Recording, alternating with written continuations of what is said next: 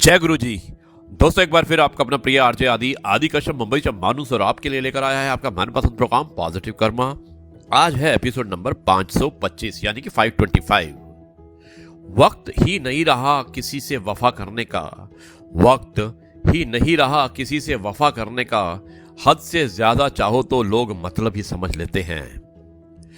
दोस्तों, नहीं बदल सकते हम खुद को औरों के हिसाब से, नहीं बदल सकते हम खुद को औरों के हिसाब से। एक लिबास मुझे भी दिया है खुदा ने अपने हिसाब से। और दोस्तों, एक पिता द्वारा लिखी हुई एक बहुत खूबसूरत सी लाइन है जो मैं आपको सुना रहा हूं। और पिता ने क्या लिखा है उसने कि किसी ने सोना किसी ने चांदी, किसी ने सारी दौलत ही दे दी। किसी ने सोना किसी ने चांदी, किसी ने सारी दौलत ही दे दी। हमने उनका घर बसाने के लिए अपने घर की रौनक ही दे दी। दोस्तों, एक पिता ने अपनी पुत्री के लिए लिखा था और कितना अच्छा लिखा था। मुझे उम्मीद है कि यह आपको पसंद आया होगा। आरजे आदि कश्यप मुंबई चा मानुस। दोस्तों, आज आरजे आदि विशेष कुछ अलग हो जाए, उसमें मैं आपको एक स्पिरिचुअल स्टोरी सुनाना चाहता हूं जो विवेक वर्मा, जो हमारे दोस्त हैं, बुल्गारिया में रहते हैं, सोफिया में, उन्होंने भेजी है। और कहानी का शीर्षक है जाकी रही भावना जैसी, प्रभु मूरत देखी तन जैसी। यानी कि जाकी रही भावना जैसी, प्रभु मूरत देखी तिन तैसी। दोस्तों, शुरुआत करता हूं इस कहानी की कुछ इस प्रकार। एक व्यक्ति धन की कामना से ठाकुर जी की सेवा करता था। उसका धन बढ़ने के बजाय नष्ट होता गया। अब एक दिन उसकी भेंट किसी साहूकार से हुई। जब दोनों में वार्तालाप हुआ तो साहूकार बोला, आप गलत मूर्ति का पूजन कर रहे हैं। ठाकुर जी तो केवल अपने चरणों की भक्ति देते हैं या फिर जन्म मरण के बंधन से सदा सदा के लिए मुक्ति दिलवा देते हैं।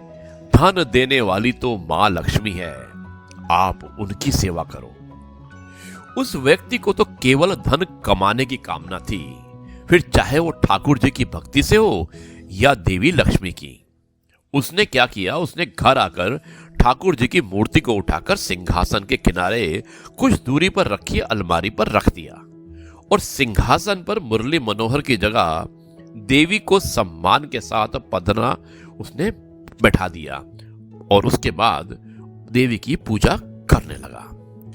एक दिन वो देवी को एक सुगंधित धूप दे रहा था।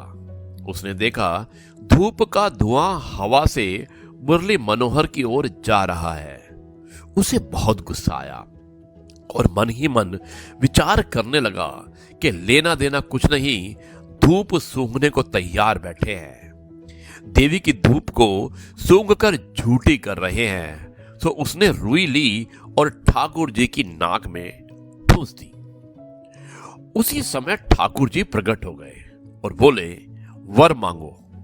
वो व्यक्ति बोला, वरदान तो मैं बाद में मांगूंगा, पहले ये बताएं, जब मैं आपकी सेवा करता था तब तो आप जड़ बने रहे, अब आप कैसे प्रसन्न होकर मुझसे वरदान लेने आ गए?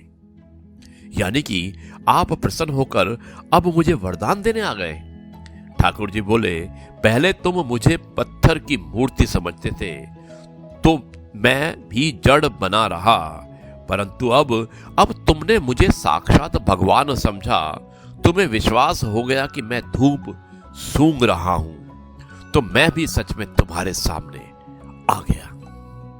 दोस्तों, शास्त्र कहते हैं कि जिसकी जैसी भावना होती है वो, और जिसका जैसा विश्वास होता है उसकी सिद्धि भी उसी प्रकार की होती है। दोस्तों, आपका दिन मंगलमय हो। यह है आपका अपना प्रिय आरजे आदि कश्यप मुंबई चा मानुस। और मुझे उम्मीद है कि आपको ये कहानी जाकी रही भावना जैसी, प्रभु मूरत देखी तिन तैसी जरूर पसंद आई होगी। अब मैं इस कार्यक्रम को यहीं पर समाप्त करता हूं और कल आपसे एक बार फिर मुलाकात होगी किसी नए कार्यक्रम में, कुछ नई बातों के साथ, कुछ कहानियों के साथ, कुछ किस्सों के साथ और कुछ कविताओं के साथ। तब तक के लिए कहता हूं नमस्कार, जय हिंद, वंदे मातरम, भारत माता की जय। जय जवान जय किसान, भारत माता की जय। जय गुरु जी, शुक्राना गुरु जी।